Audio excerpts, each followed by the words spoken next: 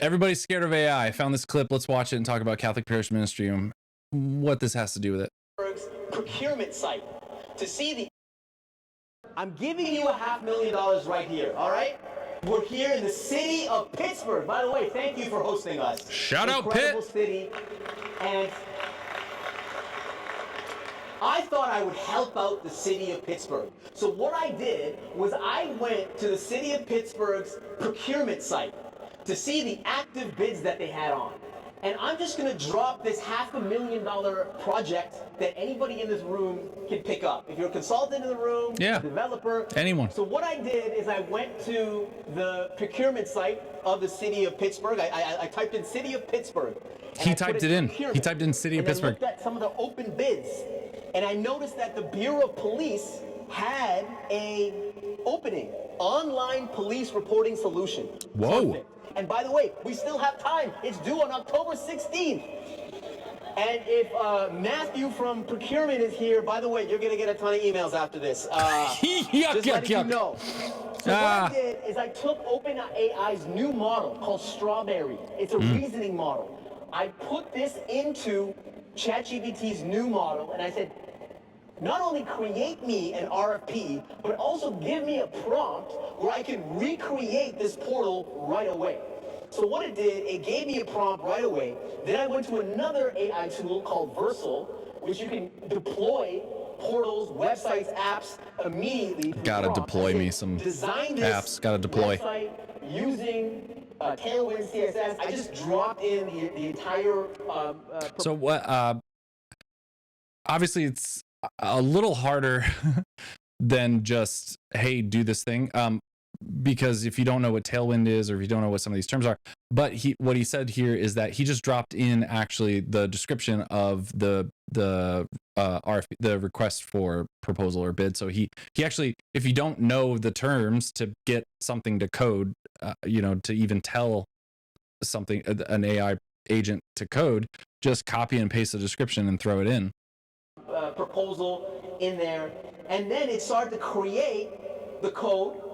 It started to create the front end page, and it started to create the components of what this portal will look like. So I'm literally creating the pages for this, and I've been in the public sector space for a very long time, and I can ballpark this to a $500,000 project. Okay, I think this is actually getting really interesting. As I've been thinking about AI recently, I'm getting actually a little more excited and less pessimistic, because in a world like I've said this a lot over the past couple of years, that we have reached, in terms of content in the Catholic ministry world, we've reached peak content. Like, obviously we should continue making content, and there's great content out there, and I think people should keep making, online content, video content, DVD, whatever, like just keep making parish or Catholic ministry content. But we've reached peak content in the sense that, like, it is not hard. It is very easy to find high quality,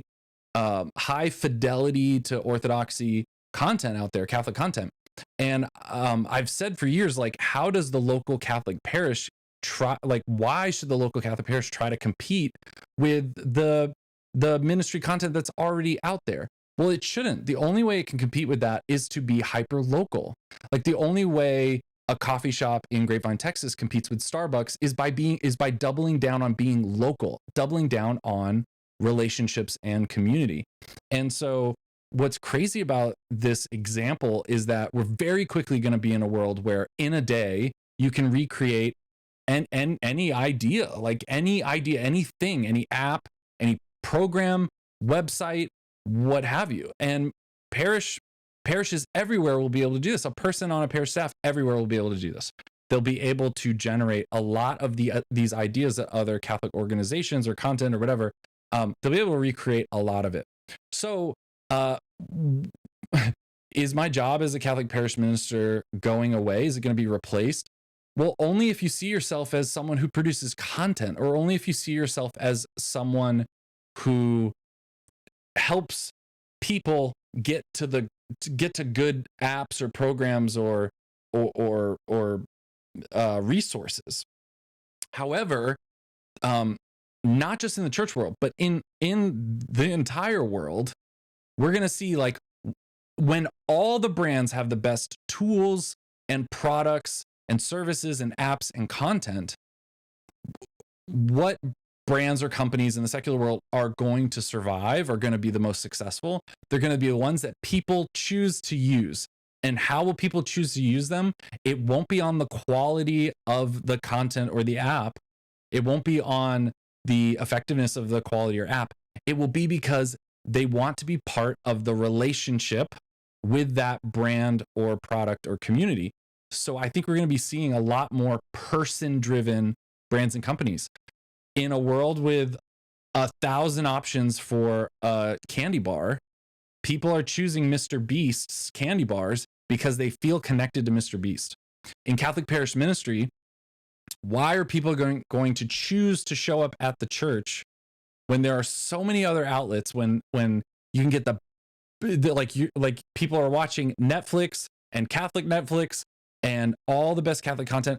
Why are they going to choose to be part of a community? Because they feel that the values, the rituals and routines, and the people in this community matter to them. They are choosing to be part of this community. So I think doubling down as Catholic parishes and Catholic parish ministers on stories, on personal connection, is really effective and important. Now, I know what some of you might be thinking is like, well, duh, relational ministry. But I'm not just talking about relational ministry, because relational ministry is hard to scale. I mean, you can go the model of focus ministries and just pour into 3 people who then pour into 3 people. That's great. But also in the way that you're communicating, marketing, talking to people, the way that you're organizing your ministries and communication and all of these things, I think we should be doubling down more on relationships, telling stories, helping people connect. Like, we should not anymore be having a conversation about like, well, I don't want this ministry to be centered on me. Well, I don't want this ministry to be about me. Well, like it has to be about somebody. There has to be someone who is the person saying, follow me as we do this, like come with me, in terms of recruiting volunteers, in terms of getting people on board with the mission. And the way you do that without being the center of attention or without being like creating a cult of personality is by adopting, instead of I am the expert with all the answers, I am an expert with all the answers mentality, you adopt this mentality of I am a peer to you. I am a true mentor in the Franciscan at Home University philosophy of mentorship. Like, I am someone who is also trying to achieve this goal. Join me as I try to achieve this goal. Join me as I set out on this exciting adventure. Join me as I do it with my personality and experience and words and language and culture. So in Grapevine, Texas, or in Baton Rouge, or wherever it is, evangelization, join me at Baton Rouge as we try to evangelize. As a parish minister with this many kids and this experience, as I try to evangelize, join me in that.